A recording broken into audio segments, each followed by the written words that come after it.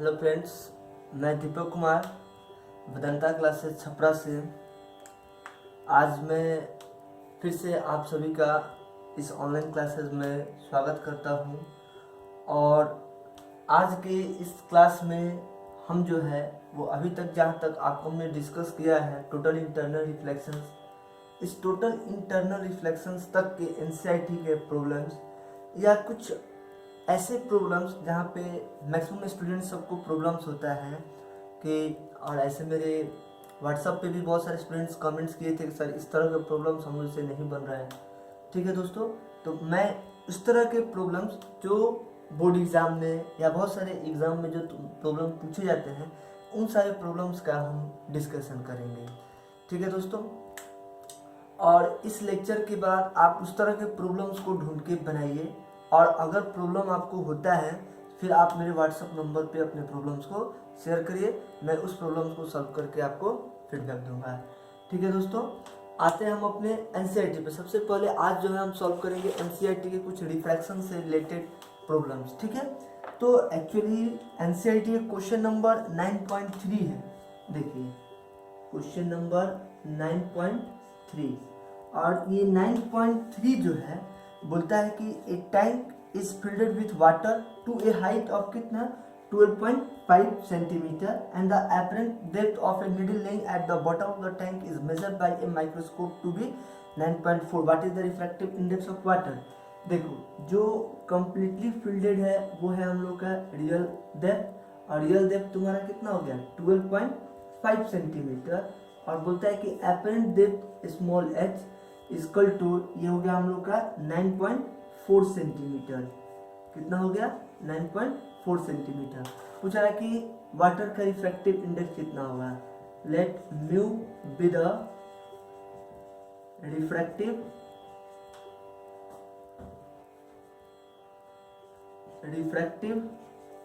Index of water, then क्या बताया था दोस्तों, म्यू इक्वल टू, जब ये 1 से बड़ा होता है ना, ऊपर में रियल डेप्थ नीचे में एपरेंट डेप्थ, रियल डेप्थ बड़ा होता है तो म्यू इक्वल टू ये 12.5 बाई 9.4, और ये आएगा आपका 1.33। और बता दें कि वाटर का जो रिफ्रैक्टिव इंडेक्स है म्यू इक्वल टू 1 पॉइंट कितना है 33, इसको आप याद रखिएगा 4/3। ठीक है, आएगा ही वैल्यू, लेकिन बहुत सारे न्यूमेरिकल्स हम लोग करेंगे तो देखिएगा उस प्रॉब्लम में 1.33 देगा, लेकिन अगर आप उसके प्लेस पे 4/3 यूज करते हैं तो प्रॉब्लम बहुत आसानी से आपका सॉल्व होगा।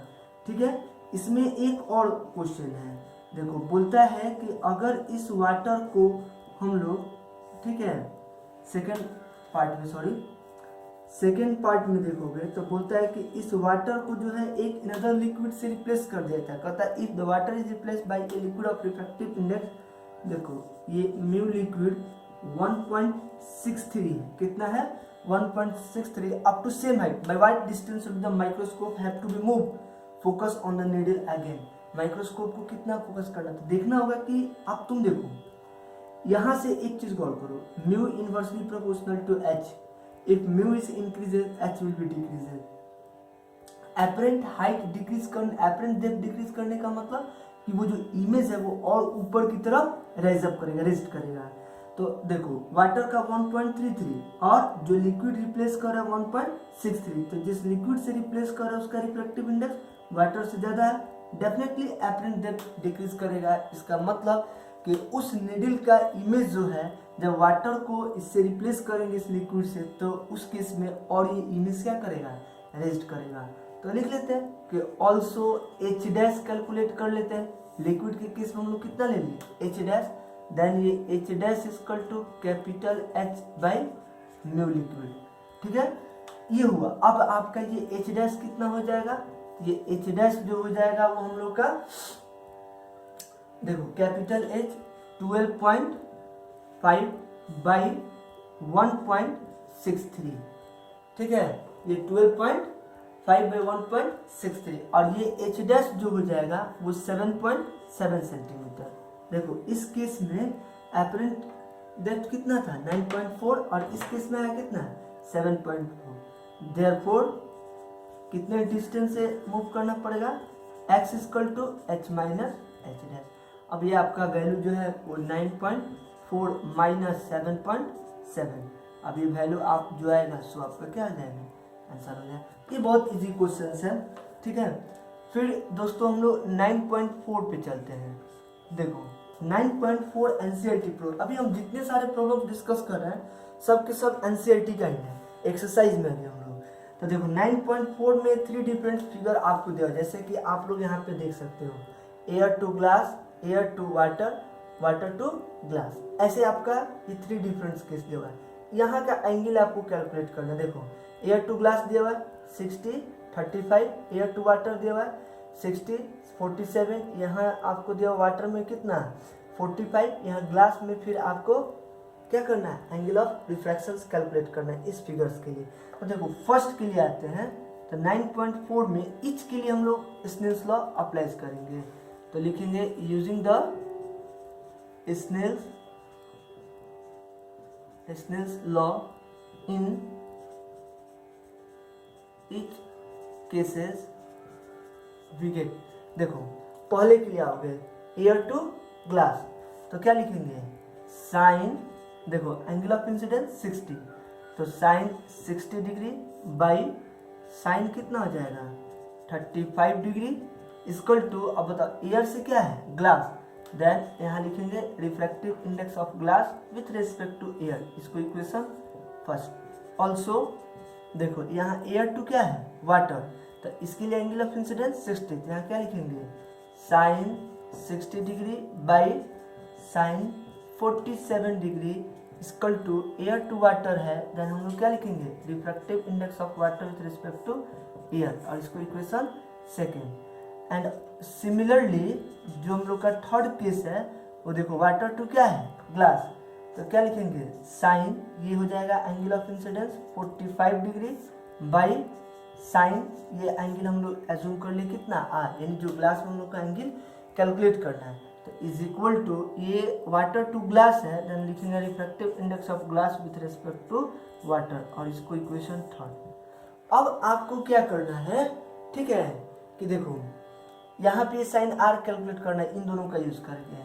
बताओ glass with respect to water है, ये कैसे कैलकुलेट करेंगे, तो ये आपको हमने बताया था, ठीक है। देखो दोस्तों यहाँ पे हम लोग जो पढ़े थे टॉपिक मीडियम इन सीरीज, उसी कॉन्सेप्ट का यूज करेंगे, ठीक है। तो देखो लिखेंगे कि here refractive index of glass with respect to water equal to glass with respect to air by water with respect to air, और glass with respect to water equal to glass with respect to air. देखो यहाँ पे है ना, यहाँ क्या आ जाएगा sine 60 degree by sine 35 degree, और इस टू देखो नीचे में ऊपर चला जाएगा sine 47 degree by sine 60 degree, sine 60 से साइन 60 कैंसिल, और mu G W equal to ये आपका sine 47 degree by sine 35 degree. अब म्यू जी डब्ल्यू का वैल्यू देखो यहाँ पे है, तो इसको इक्वेशन हम लोग 4 ले लेंगे, और तब लिखेंगे from the equation 3 and 4 we get, देखो sine 45 degree by sine are equal to sine 47 degree by sine 35 degree. अब आप इस इक्वेशन में देखो, जब आपका बोर्ड एग्जाम में अगर ये प्रॉब्लम आएगा तो आप श्योर रहिए, क्योंकि आप 47 डिग्री 35 डिग्री 45 का तो वैल्यू में जानते हैं, लेकिन 47 का नहीं जानते हैं, 35 का नहीं जानते हैं। तो बोर्ड एग्जाम में जब भी आपका ये क्वेश्चन अगर आता है तो आपको 47 का 35 का वैल्यू देगा। तो देखो इन तीनों का वैल्यू आपको पता है, तो ये सब रख के और sine are equal to calculate कर लेंगे, ठीक है, और तब R equal to sine inverse के फॉर्म में हम लोग ऑप्शन प्रोवाइड कर सकते हैं, ठीक है। तो ये रहा आपका क्वेश्चन नंबर 9.4, और आगे चलते हैं, ठीक है। नेक्स्ट प्रॉब्लम बहुत अच्छा है, क्योंकि जो एनसीईआरटी का नेक्स्ट प्रॉब्लम है वैसे आपको साइड बुक में बहुत सारे प्रॉब्लम्स मिल जाएंगे। ठीक है, तो दोस्तों देखो आते हैं हम लोग 9.5 में आते हैं। देखो बोलता है a small bulb is placed at the bottom of a tank containing water to be a depth of कितना है 80 centimetre. What is the area of the surface of water through which light from the bulb can emerge out. Refractive index of water is 1.33। देखो next आते हैं, इस तरह जो हम लोग 9.5 बनाने जा रहे हैं इस तरह के आपके हर एक बुक में, इवन एससी वर्मा या कोई भी बहुत सारे बुक में देखोगे, साइड बुक में आप कोई भी लोगे तो उसमें आपको ये सब बहुत छोटे छोटे प्रॉब्लम्स, ये जनरल प्रॉब्लम्स है, ऐसे नहीं कि बहुत अच्छा प्रॉब्लम्स है, नहीं, ये आपको हर बुक में हर ऑथर इसको प्रोवाइड किए हुए। ठीक है, देखो बोलता है 9.5 में 9.5 क्वेश्चन नंबर कि ये एक हम लोग का सपोज करो वाटर टैंक हो गया। कहता है वाटर टैंक के बॉटम पर एक इलेक्ट्रिक बल्ब है। वाटर टैंक यहाँ पे मान लें ये हो गया हम लोग का बल्ब बी। ठीक है, और ये डेप्थ जो है वो हम लोग का 80 सेंटीमीटर। कितना है 80 सेंटीमीटर। ठीक है, अब इसके बाद देखो कहता है कि ये जैसे यहाँ से लाइट इमर्ज आउट होगा। ठीक है, अब यहाँ से एक ये परपेंडिकुलर हम लोग जो है वो लाइट रे ले लिए। अब सोचो ऐसे ही लाइट रे इमर्ज आउट होगा तो कहाँ तक लाइट रे जो है वो इमर्ज आउट होगा। इसी प्रॉब्लम में देखिएगा ना तो इसी टाइप में और भी तरह के प्रॉब्लम्स हम लोग के आते हैं। ठीक है, जिसमें कि 1 मिनट,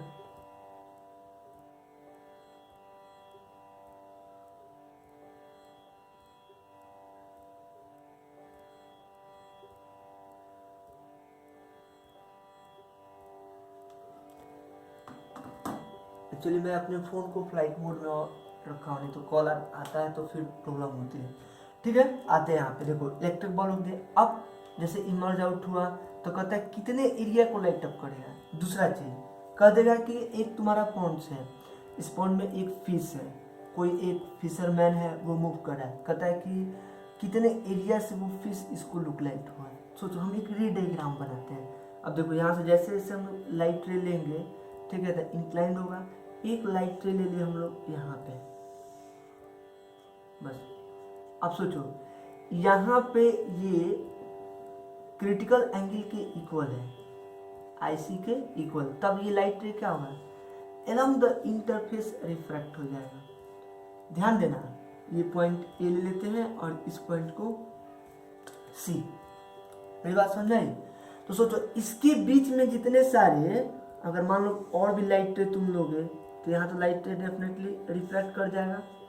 ठीक है, तो इस तरह से अगर ये फिश है तो इसका इमेज यहाँ यानी उस फिशरमैन को दिखाई देगा। लेकिन सोचो इसको हम लोग हटा देते हैं, यहाँ पे सोचो पॉइंट सी के बाद अगर कोई लाइट रे इससे इमर्ज आउट होता है यहाँ पे तो उसका एंगल ऑफ इंसिडेंस इस क्रिटिकल एंगल से बड़ा होगा तो टोटली रिफ्लेक्ट होगा।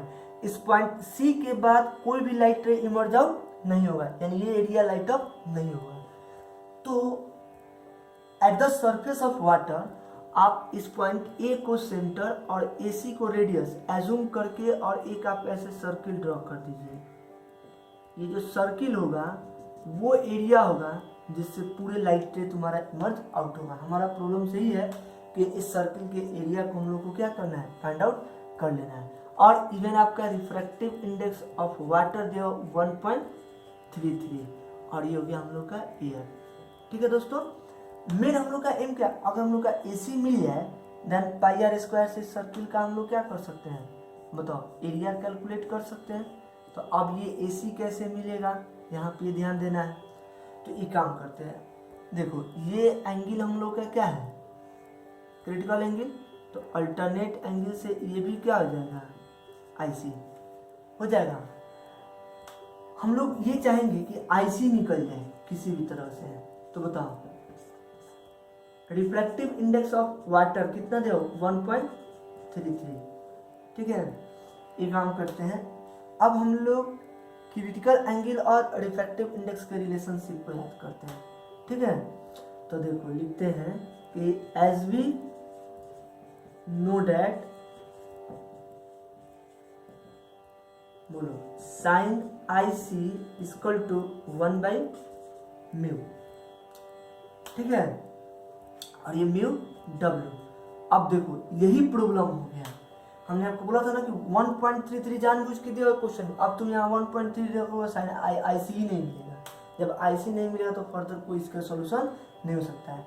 इसलिए बहुत इस पूरे ऑप्टिक्स में आपको एक चीज हमेशा ध्यान रखना है, क्योंकि आप लोग को पढ़ना नहीं है।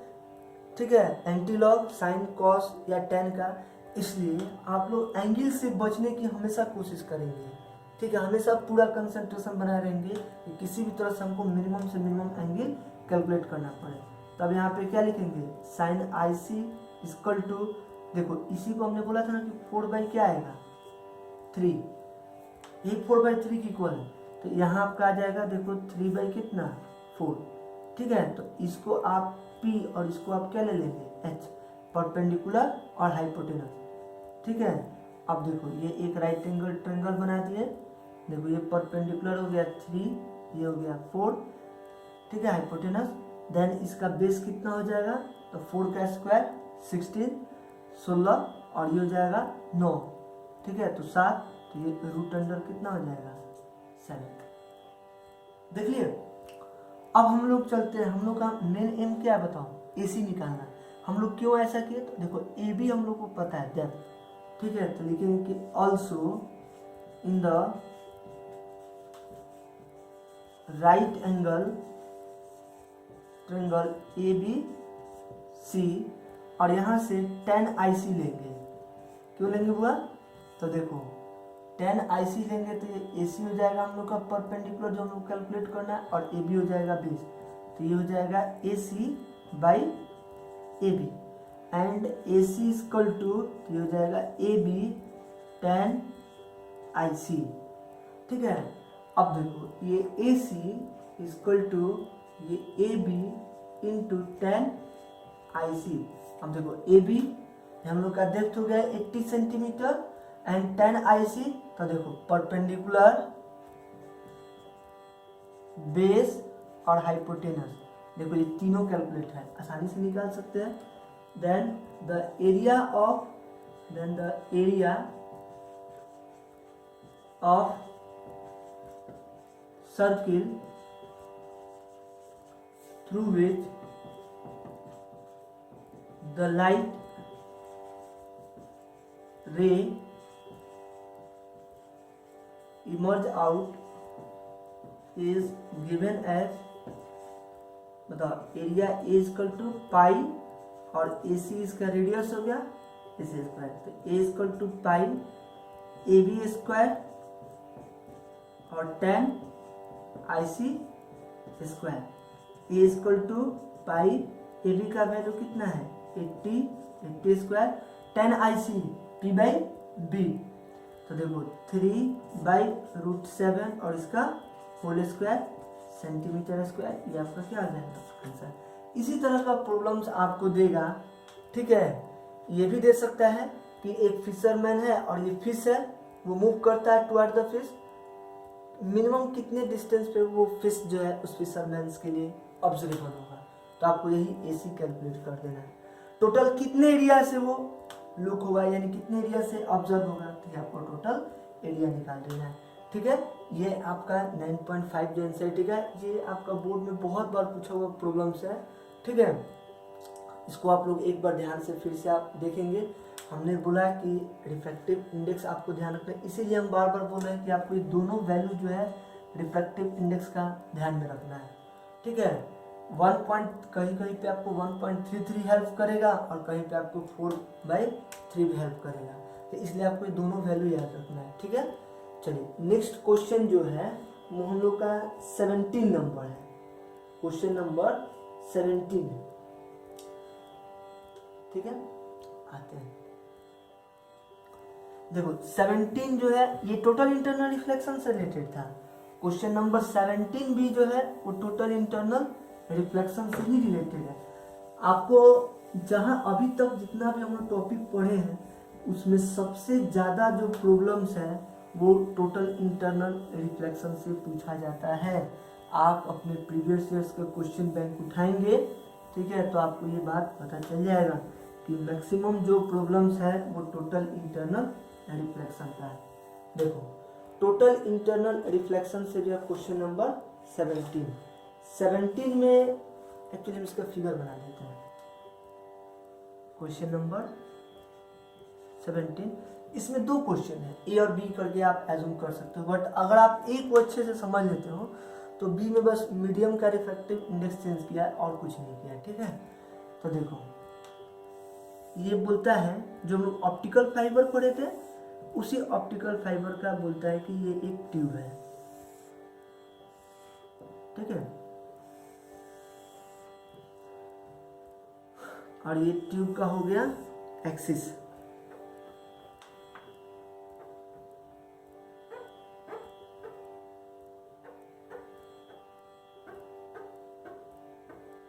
देखो अब ये आउटर और इनर लेयर का जो है रिफ्रैक्टिव इंडेक्स आपको प्रॉब्लम में दिया हुआ है। देखो बोलता है कि जो आउटर लेयर है इसका रिफ्रैक्टिव इंडेक्स जो है वो 1.44 है। देखो इस आउटर लेयर का हो गया रिफ्रैक्टिव इंडेक्स μ2 = 1.44 और ये जो इनर कोर है इसका रिफ्रैक्टिव इंडेक्स μ1 = 1.68। कितना है? 1.68, ठीक है। अब बोलता है कि देखो यहाँ से एक लाइट रे को इंसिडेंट कराया जाता है, ठीक है। तब आपसे ये बोलता है कि आफ्टर रिफ्रैक्शन अब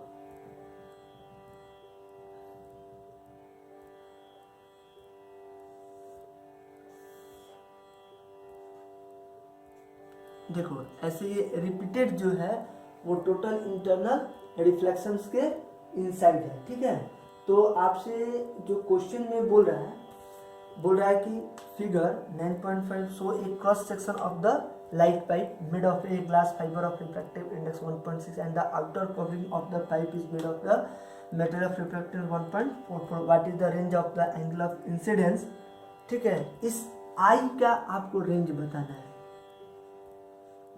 ठीक है, यानी इसका वैल्यू बताना है जिससे कि लाइट रे का जो है, ठीक है, वो टोटल रिपीटेड मैनर में रिफ्रैक्टिव इंडेक्स हो सके, ठीक है। तो देखो हम लोग ये काम करते हैं, ये हो जाएगा हम लोग का 90, यहाँ पे इस एंगल को हम लोग एज्यूम कर लिए थीटा और इस एंगल को एज्यूम, तब ये रिफ्लेक्शन है तो ये भी क्या आ जाएगा थीटा, ठीक है। दोस्तों सबसे पहले हम लोग इस थीटा का मिनिमम वैल्यू निकालेंगे कि यहाँ ये क्रिटिकल एंगल की इक्वल तो होना ही चाहिए, ठीक है। तो इसके लिए हम लिखेंगे कि if theta = IC critical angle, then as we know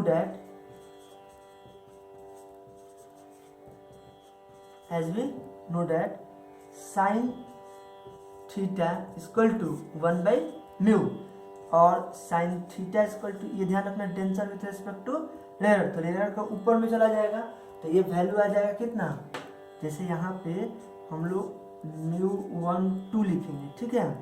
तो ये sin थीटा = इसको हम लोग ऐसे भी लिख सकते हैं μ2/μ1 और तब यहाँ पे दोस्तों आ जाएगा आपका sin थीटा = देखो μ2 का वैल्यू 1.44 और बाई 1.68 और 1.44 और बाई 1.68 इसका अप्रॉक्स जो वैल्यू आएगा sin थीटा जब आप कैंसिल कराएंगे तो 0.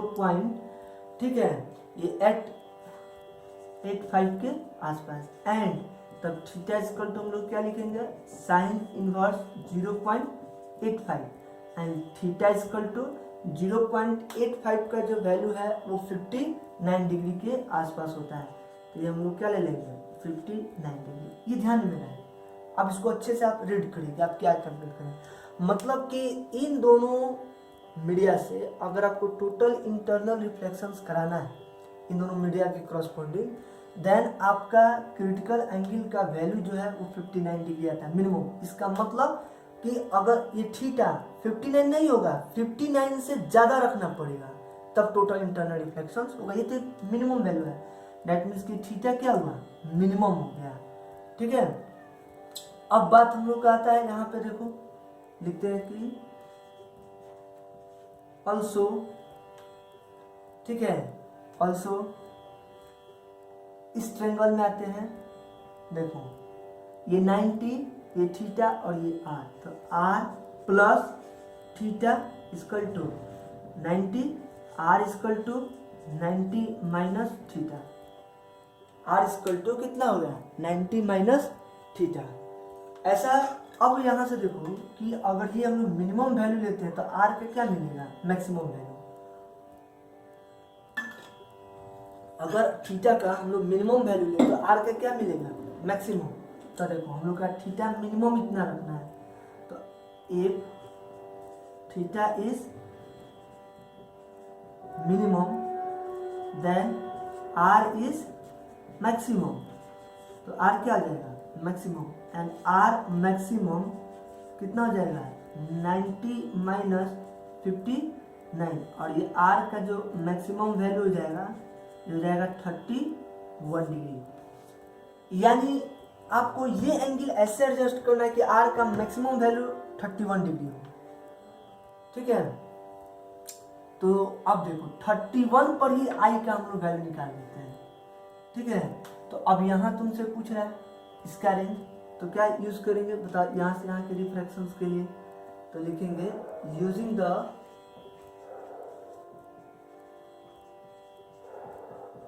स्नेल्स लॉ वी गेट, बताओ क्या लिखेंगे, sine i by sine are equal to refractive index of the, बताओ refractive index of the code with respect to यहाँ क्या है, एयर। तो लिखेंगे क्योंकि रिफ्रैक्टेड लाइट किस में है, कोड में है, तो यहाँ लिखेंगे हम लोग refractive index of 1 with respect to air, यानी सिंपली 1 लिख देंगे। और तब देखो कि ये sine i equal to μ1 into sine r. अब सोचो साइन आर का अगर हम लोग ये आर का मैक्सिमम वैल्यू रखेंगे तो आई का भी क्या मिलेगा, मैक्सिमम वैल्यू, यानी ये हो जाएगा sine i equal to μ1 into sine 31 degree, और साइन आई इक्वल टू μ1 का वैल्यू देखो कितना है 1.68 इंटू साइन 31 डिग्री, और यहाँ से आई इक्वल टू आप साइन इनवर्स, ठीक है 1.68 इंटू साइन 31 डिग्री। आपको बोले कि एग्जाम में अगर ये प्रॉब्लम्स आएगा तो साइन 31 का वैल्यू दिया रहेगा, उसको रख के आप साइन ये आई का वैल्यू निकाल सकते हो। अब यहाँ पे ध्यान रखना कि ये मैक्सिमम है इसलिए आई मैक्सिमम मिलेगा। सपोज करो कि आई का मैं, अब यहाँ से तुम सोचो कि क्या हो सकता है, क्योंकि ये डेंसर में है और ये रेयर में है तो इससे तो बड़ा एंगल जरूर होगा, यानी ये 31 है तो ये नियर अबाउट 42 के आसपास जाएगा। इसका मतलब कि आप 42 डिग्री तक ये आई को एडजस्ट कर सकते हो, तो यहाँ से टोटल इंटरनल रिफ्लेक्शन होगा। और लाइट इस तरह से लाइट पाइप के थ्रू जो है वो रिपीटेड मैनर में टोटली रिफ्लेक्टेड होते हुए पाइप के एक एंड से दूसरे एंड्स तक जो है वो क्या होगा, ट्रांसमिट होगा। ठीक है, ये आपका ये लगभग 4-5 जो प्रॉब्लम्स थे वो एनसीईआरटी के थे, जिसको हमने क्या किया, सॉल्व किया आपके सामने। इसको एक बार अच्छे से आप लोग देखेंगे, इस पे बेस बहुत सारे तुम्हारे प्रीवियस ईयर्स में भी क्वेश्चंस हैं, इसको भी आप सॉल्व करेंगे या साइड बुक में होंगे। ठीक है, और इसके बाद अगर इसमें किसी भी तरह के फिर आपको प्रॉब्लम्स हैं तो वो प्रॉब्लम्स हमारे साथ आप शेयर करेंगे। थैंक यू दोस्तों।